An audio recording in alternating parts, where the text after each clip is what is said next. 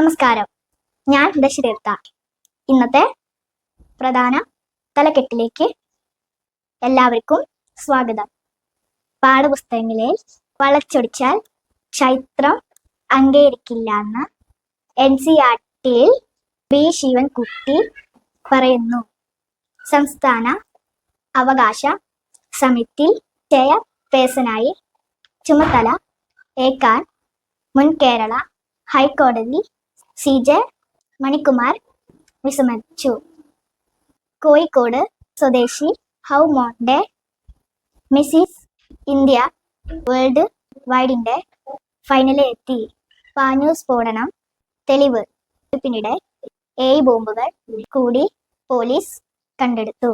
Sierra Leone arrest. Bhuvaneshwari Bengal ഗ്രാമത്തിൽ NIA ആക്രമണത്തിന് ഇരയായി.